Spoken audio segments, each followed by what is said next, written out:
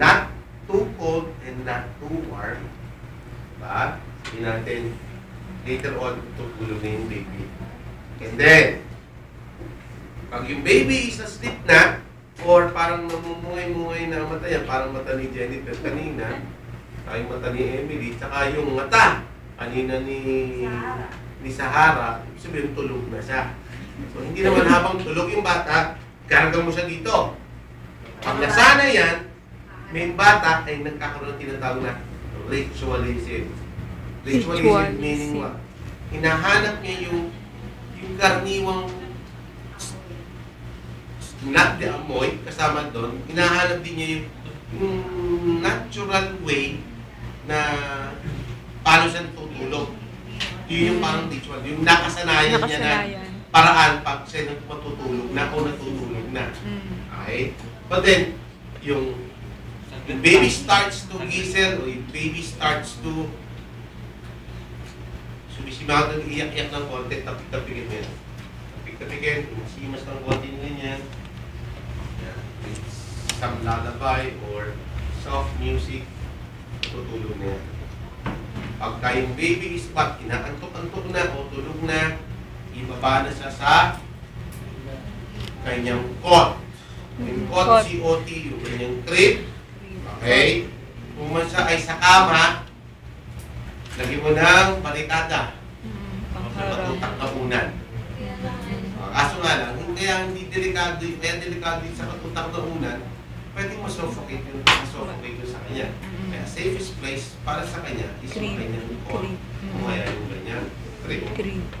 Just sa cot or crib niya, okay, di ba, yung cot o crib niya, talagang malamig at napagkalamig sa Calgary daw ngayon. So ngayon, hanggang dito lang yan. Ito ay naka-tapin niya, naka-tapin. Wala siyang unan. Ay, yung unan niya, nasa ilalim ito. Bedsheet. Ay, nasa ilalim yung unan.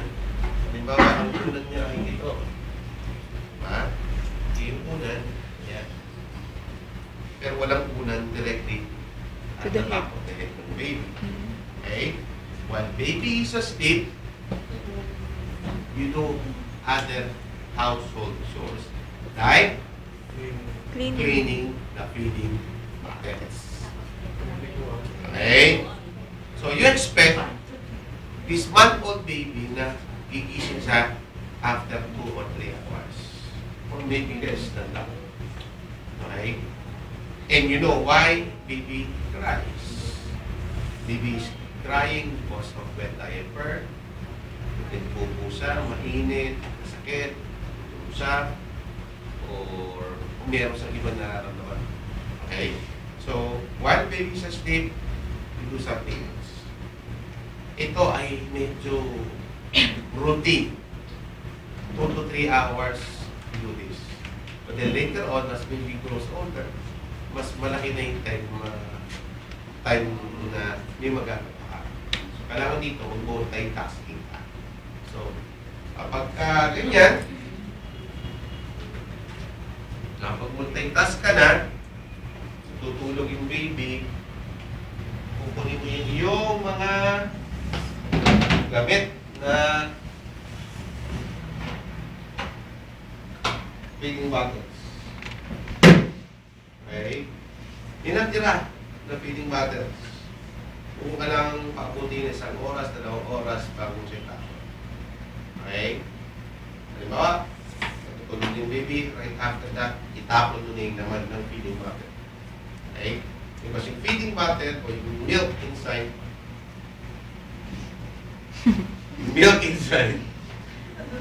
will spoil.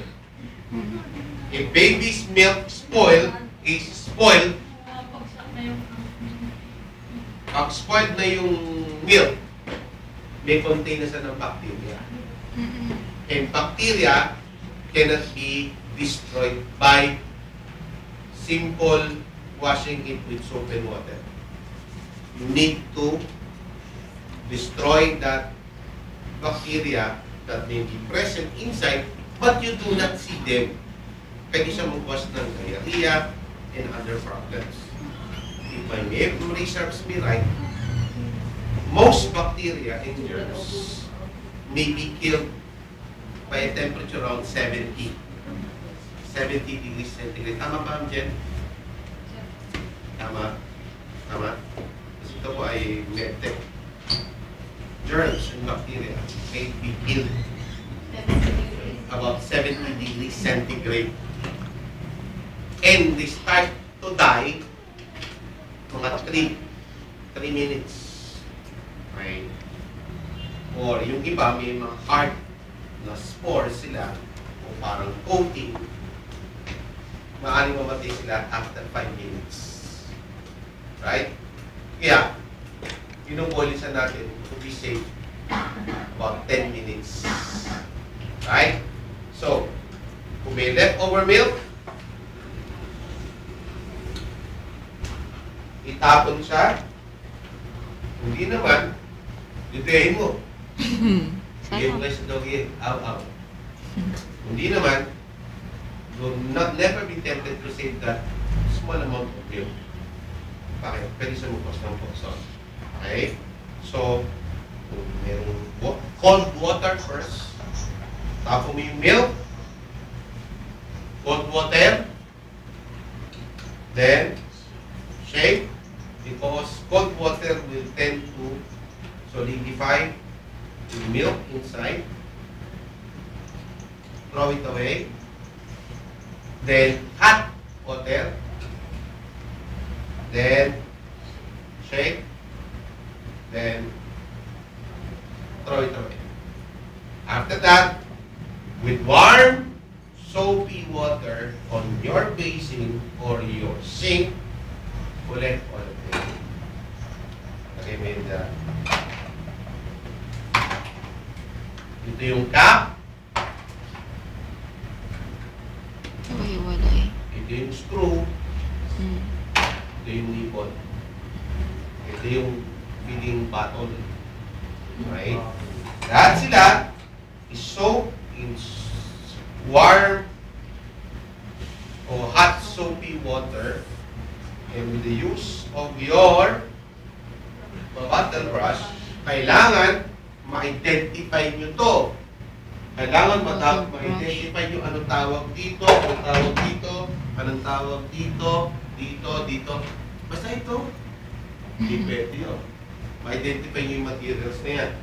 So, kung yan ay nakasok na in warm soapy water, okay, you can use this to brush or to scrub, okay, mga possible materials or milk residue on your cup, inside and outside. Okay? So, bali dalawa ang effect dito. Mechanical and chemical effect. Mechanical because you are using the brush. Right? Mechanical. Pag chemical, because of the soap, water, and yung hot water. Right? So, nalilinis mo siyang mabuti. And then, palawan na natin yan. Yung screw. Okay? Tingnan mo, baka meron pang milk residue yan. So, linisin siya mabuti.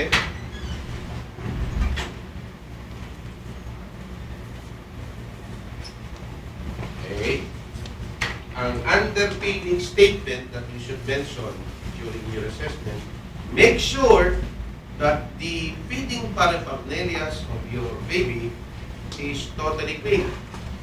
Make sure that the cup is properly scrubbed and clean. Make sure that there is no visible milk residue. There is no smell of milk residue. And it is properly clean. That includes the nipple, the teeth. So dito, wala itong ano eh. Wala yung nipple brush. Merong nipple brush eh. But then you can place salt, asin. Asin, maalat. Yung asin, you can pour asin or salt, and with the use of your nipple brush, you can scrub it carefully. Okay? Okay, inside, outside. Okay, yung iba, you need to turn it up on the other way, and then you put salt, and then linis din siya. Sa linis siya mabuti. Same thing is done on the other side. Lagyan siya ng salt, scrub, okay, etc. Then ito na pag yung sabon. Nadulas. May sabon. May sabon eh. Okay. Mabuti. Una, na-rinse na natin siya. Cold water and then hot water. Then linisin siya mabuti. Make sure na wala siyang yung sabon inside and outside.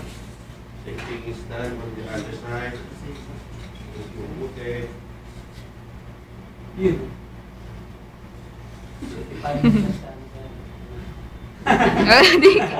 Tinikman. Ay, naman napapatawa lang ako eh. Kasi naantok na si Cherry Han eh. Alam ko, nag-aagli si Cherry Han sa gabi.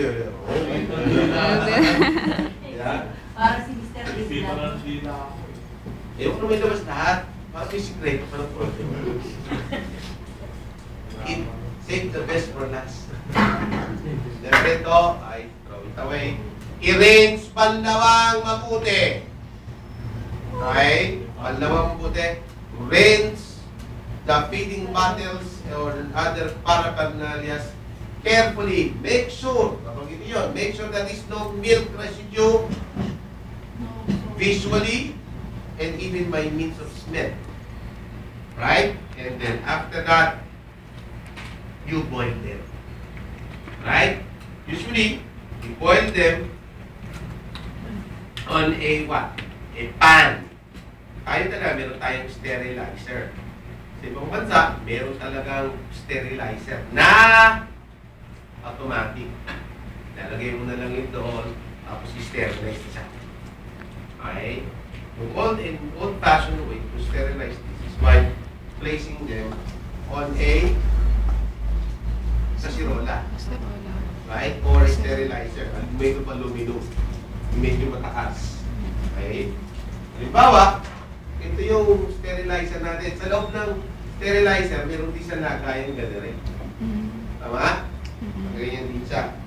So, ang gagawin mo, lahat ng feeding bottles is like this and like this. Nakatayo siya. Nakatayo siya like this. Not like this, but this way. Right? Kung isa ay nasa loob na ng iyong sterilizer, fill it up with water. Make sure that everything is covered with water. Takpan siya. Tapos, sindihan siya. Ako yan. Pag nag-boil na siya, gagamit ka ng relo para malaman mo kung siya ay naka 5 minutes na siya. Ha? So, pag tingnan mo muna, nilagay mo siya, sinunduhan mo yung apoy, okay? Then, observe mo, kumukulo na. Ay, kumukulo na, napasong ka eh. Kung kumukulo na siya, wait 5 minutes. Okay? After 5 minutes, na inyo kumukulo, tanggalin mo yung lid, lagay mo na to. Okay? Takpan mo siya. Wait for another 5 minutes. While boiling. Yes. Oh. But it's 10 minutes. Di ba 5 minutes to boil? Total of 10. Oo nga. 5 minutes. 5 minutes with the bottle alone.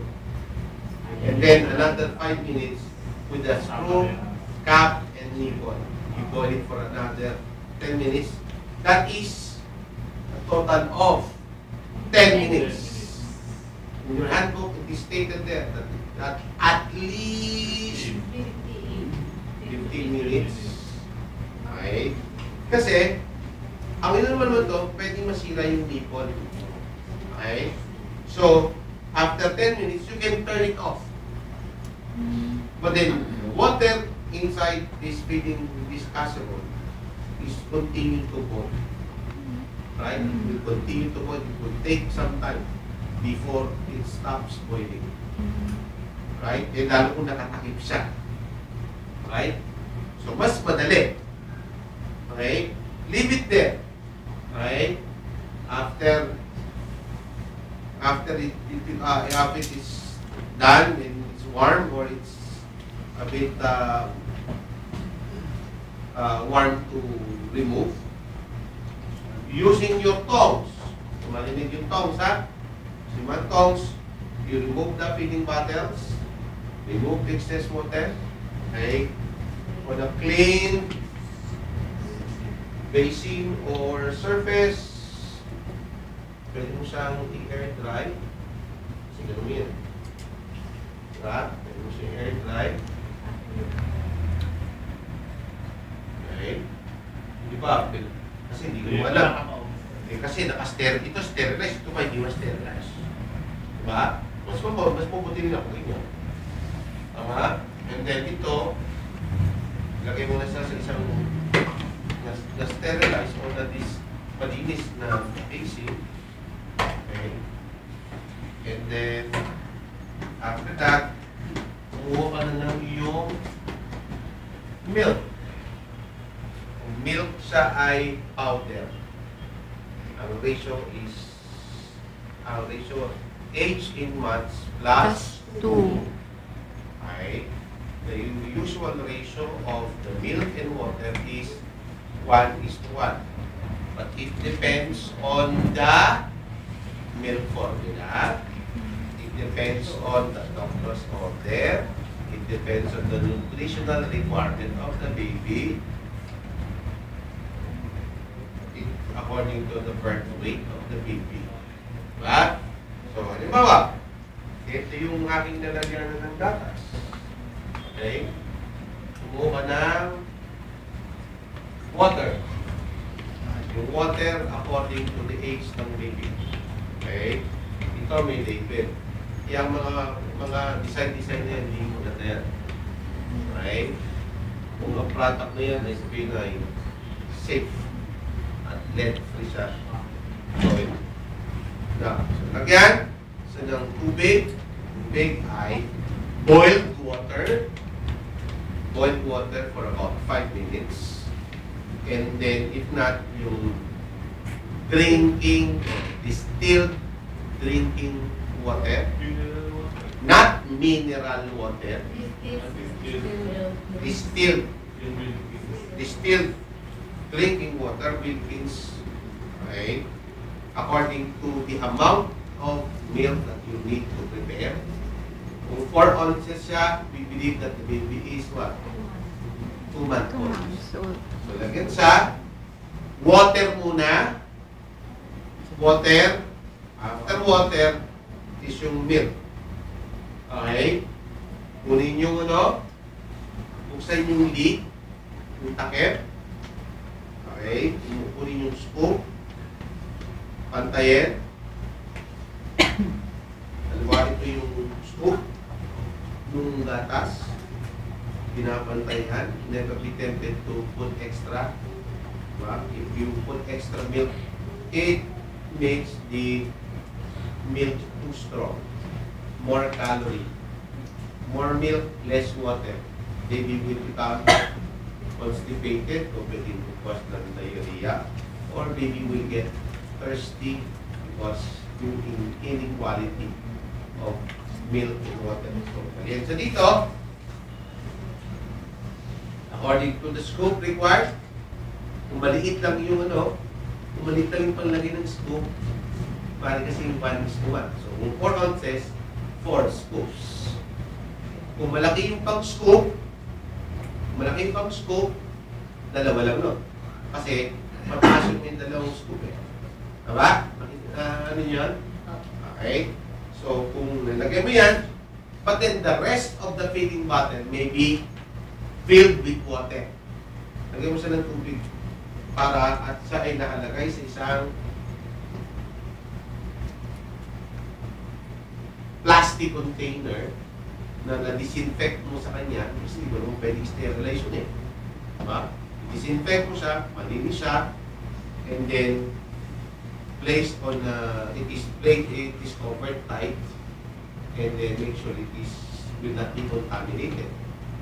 Para kung kailangan mo ng bote, gawin na lang kung anong kukuha. You need at least about 10 feeding bottles for the whole day long. Kasi yung baby is fed about 8 times a day. Kasi kung every 2 to 3 hours, so you need to feed the baby about 8 times a day. So if you only have 4, hindi ko yun. At plus kung meron kang 10, may backup ka pa na isa. Yung isa kahit pang water. Right? Pang agua. So, kung nalagyan mo na siya ng water, nalagyan mo siya ng milk, and then kailangan mo na siya, of course, malinis ang kamay mo. Okay?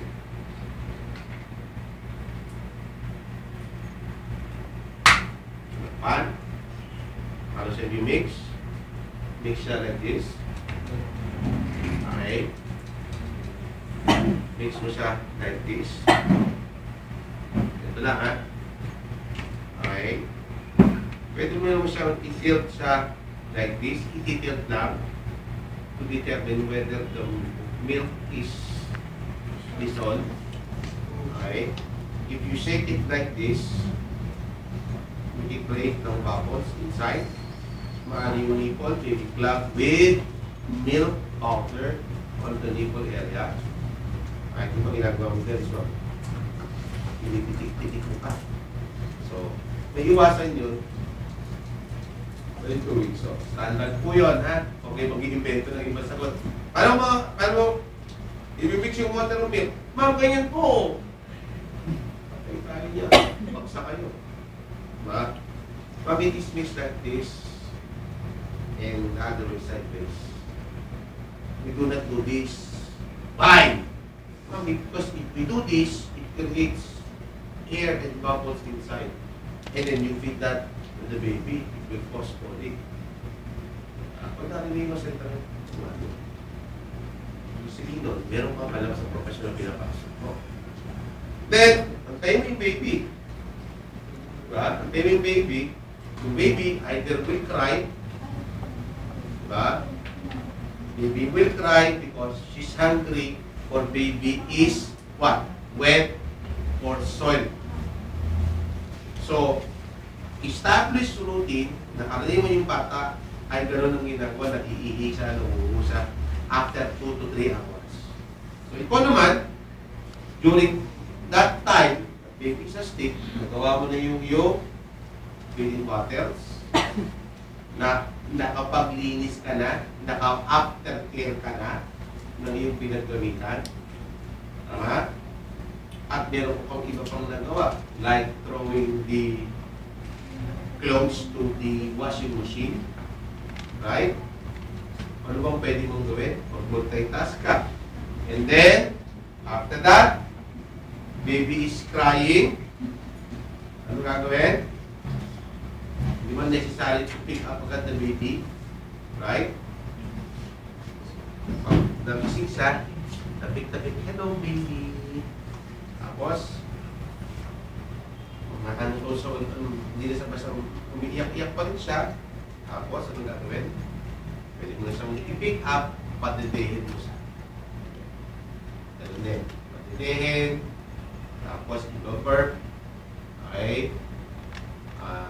Tapos, padidehin ulit. Tapos, i-burp ulit. Then, pero bago mo gawin, hindi naman wala naman siyang bibi, wala namang buo. Padidehin mo na lang. Diba? Mga 2 araw nang hindi yung bata, mas dependent yun. Kahit mo 1 araw lang. Normal na bata, newborn, mga about 8 to 10 times a day. But then, later on, maaaring twice or thrice a day na lang hanggang later on, pag-normalize niya yung kanyang removal ng kanyang bowel. Tama? Then, tapos na yun. But then, your assessor will also ask you, tapos ka na bathing, feeding, burping, dressing and dressing, kung ano ang sarili niya, anong gagawin mo. Then, okay, demonstrate diaper folding techniques. Alam niyo yan. Tama? Swaddling techniques. Alam niyo yun. Infant massage. Alam niyo yun. Right? Hindi nakakaalam. Alam niyo yun. Yun lahat yung gagawin yung demonstrate. But of course, you will do this not the whole day. You will do this for about 10, 15 minutes. For child care alone. Kasi you have disabled, CPR, or management with preparation. Lahat yun sa assessment nyo ay gagawin niyo yung assessment for the whole day. Meron kang child care, may elderly, disabled, meron first aid, meron home management, meron field preparations. But then yung iba, for example, communication skills. Of course, you need to talk in English. As much as possible, you need to communicate with your assessor in English. Yung pa naman Taglish, yung naman pure Tagalog naman. Right? Kasi alam naman nila, meron tayo communication skills, personality. They can ask us about what is caregiving, what about personality, what communication skills, right? About, sabi natin, child care, elderly, yung mga theoretical background for the oral exam. But for the practical exam, okay? Kasi I have 10 examinees for assessment. Okay? Of course, bago kayo mag-assessment, meron kayong appointment, pupunta kayo sa school, magbabayad mo na kayo doon, tapos bibigyan kayo ng resibo. Right? So, pag-assessment nyo, of course, dapat dumating kayo ng maaga, walang malilate, walang mag-absent. Ay, ang assessment room natin dito sa Guevara. And then, dala nyo yung mga paraphernalias, like your, sphygmomanometer, thermometer, stethoscope. Okay? Dapat nakapunin kayo ng buhok nyo, naka-hairnet, naka-rubber shoes, bensi ang kuko, walang polarete ang nalire, ang kuko.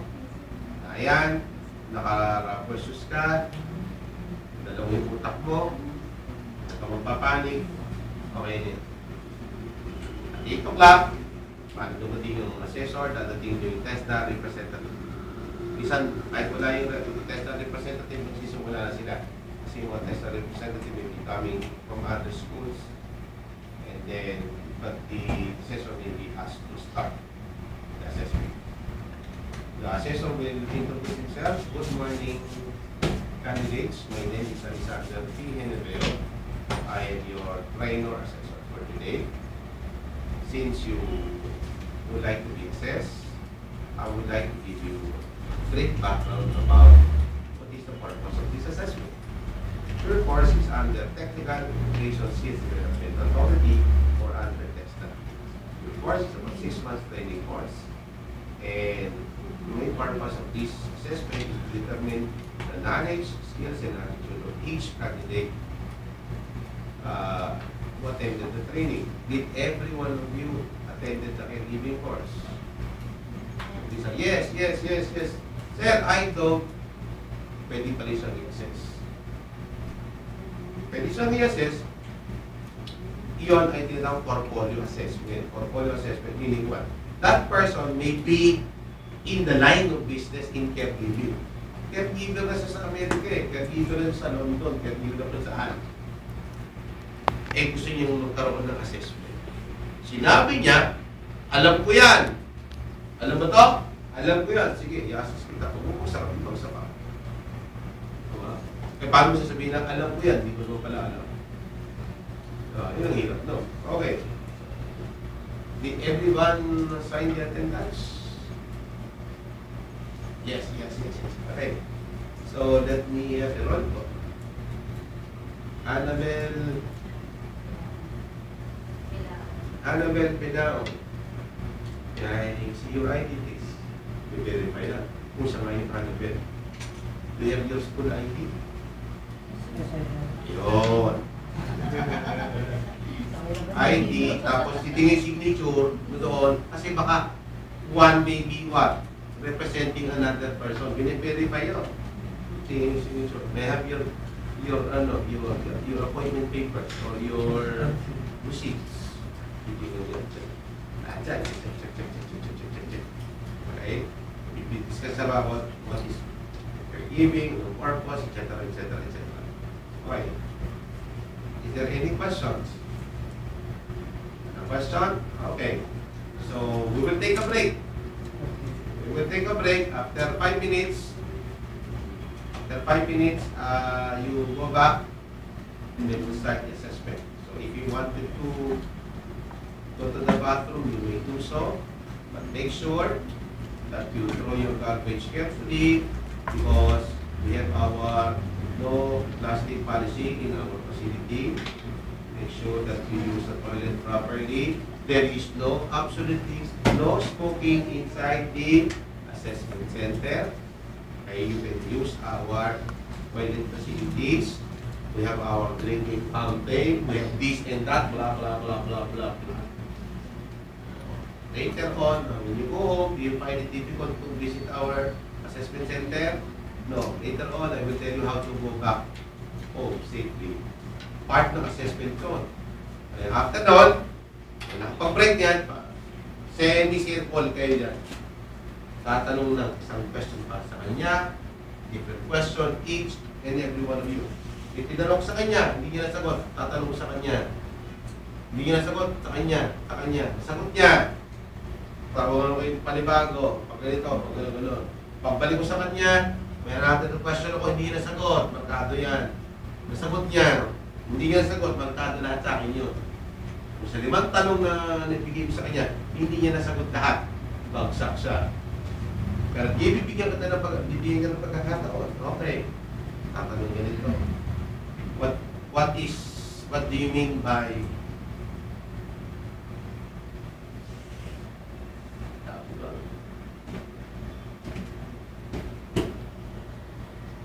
color pass and non-color pass fabrics? What is the importance of sanitation inside your home? What is primary source of carbohydrates? Primary source of calcium? How about potassium? What is the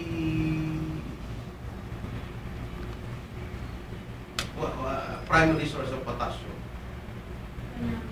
Banana. Ito yung gusto magot. Potassium is banana. Sino sabi ng banana? Si Aiza. Yung future ka. Yun. Ito. Each and every one of you, may kanya-kanyang tanong. Pag hindi ka tinatanong, huwag kang sasagot. Yung sagot, yung tanong ko, para sa iyo, hindi para sa iyo. Huwag kang magsasalita. Pwede magagalit yung asiso. If you have not asked, shut your mouth. You will be given your time to answer your particular question. Of course, you sit properly. Baka naman naka-D4 ka pa. Naglaro pa ng ball, nangungulangot ka pa. O kaya, meron ka pang chewing gum.